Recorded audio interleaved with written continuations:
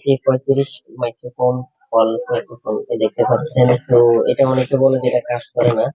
তো আজকে আপনাদের সামনে দেখাবো আমাদের এই K35 মাইক্রোফোনটা কাজ করে কিনা।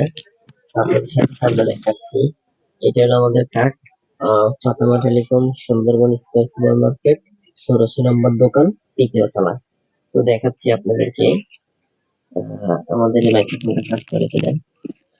Hello, microphone testing. Hello K35, hello wireless microphone K35 check করতেছি।